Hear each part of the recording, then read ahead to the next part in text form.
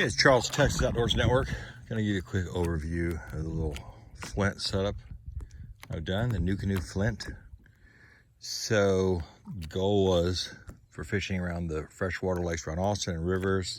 It's an awesome little kayak, have two of them. Both of them fit in the back of my F-150, side by side. Great comfortable seats. I'm very happy with these. I did a lot of research, bought them during the pandemic. Had to drive to Dallas, but they were well worth it, and we really enjoyed them. One of the things I really liked is, I already had a square transom, so I can put a trolling motor, outboard, whatever you want on it. Lots of different options there. Pedal drive if you want. Up front, you can put a front-mounted trolling motor.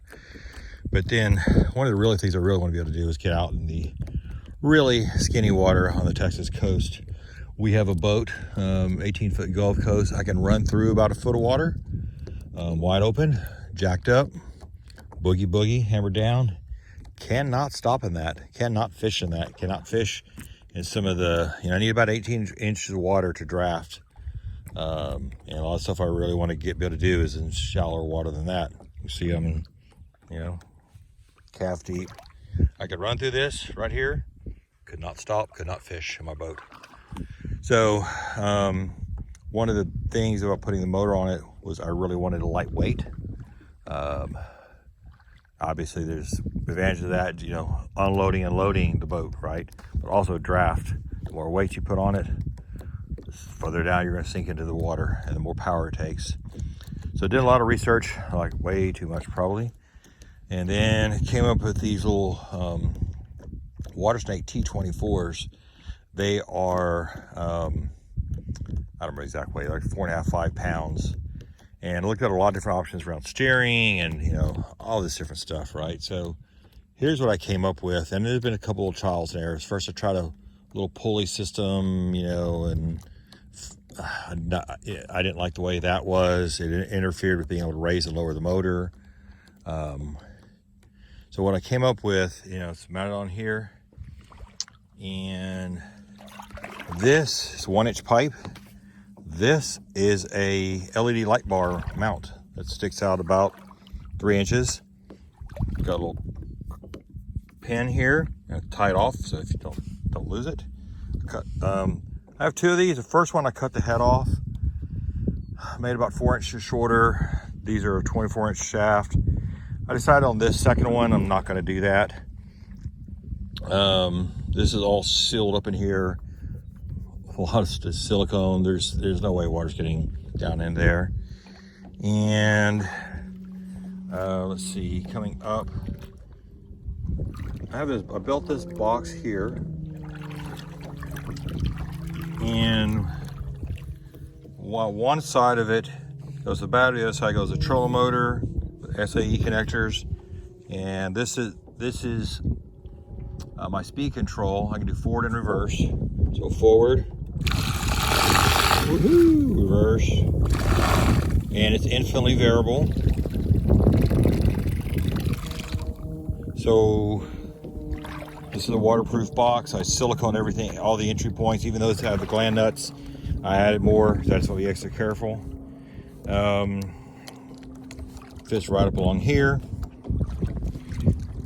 Battery in the box. This is a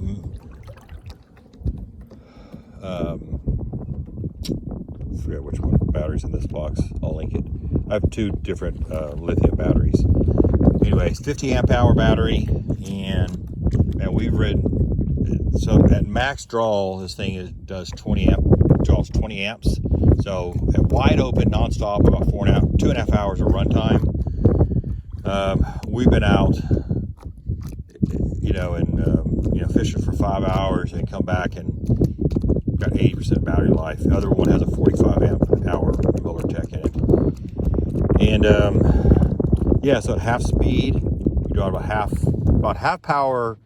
You go from like 3.4 miles an hour to like 2.9. So barely lose any speed, but you double your runtime. And the infinitely variable, we can really, it's definitely nice to be able to really fine tune your speed. for the current conditions or what have you, you know, trying to work a shoreline, etc. Oh yeah, so this is my steering. Went back to that. So real simple. Put a big eye bolt on the side there. Very easy. It does not interfere with the engine coming up, or with the motor coming straight up or down. Just like I did over here. Little eyelet.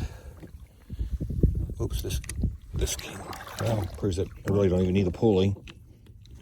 Oh no, there we go. Well, anyway, I have to put that back on. Must have came off. Right now I've tied up to here. Had it running here is kind of getting in the way.